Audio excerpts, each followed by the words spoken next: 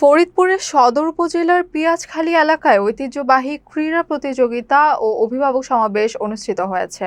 ঈদুল আজহা তৃতীয় দিন উপলক্ষে দুর্জন খাঁর ডাঙ্গি পরিবারের উদ্যোগে আয়োজিত এই অনুষ্ঠান উৎসবমুখর পরিবেশে সম্পন্ন হয়। শিশু, কিশোর ও যুবকদের অংশগ্রহণে বিভিন্ন ধরনের খেলাধুলা ও ক্রীড়া প্রতিযোগিতার আয়োজন করা হয়। দিনব্যাপী অনুষ্ঠানে স্থানীয় বাসিন্দা, অভিভাবক ও বিভিন্ন শ্রেণী পেশার মানুষ অংশগ্রহণ করেন। প্রতিযোগিতাগুলোতে অংশ নেওয়া প্রতিযোগীদের মাঝে ছিল ব্যাপক উৎসাহ উদ্দীপনা। আয়োজকরা জানান, নতুন প্রজন্মকে খেলাধুলার প্রতি আগ্রহী করে তোলা, সামাজিক বন্ধন সুদৃঢ় করা এবং পারিবারিক ও সামাজিক মূল্যবোধ জাগ্রত করার লক্ষ্যে আয়োজন করা হয়েছে। অনুষ্ঠানে অভিভাবক সমাবেশে শিক্ষার্থীদের নৈতিক শিক্ষা, সামাজিক সচেতনতা ও ভবিষ্যৎ উন্নয়ন নিয়ে আলোচনা করা হয়। শেষে বিভিন্ন প্রতিযোগিতায় বিজয়ীদের মাঝে পুরস্কার বিতরণ করা হয়। স্থানীয়রা এমন আয়োজনকে প্রশংসনীয় উদ্যোগ হিসেবে অভিহিত করেছেন।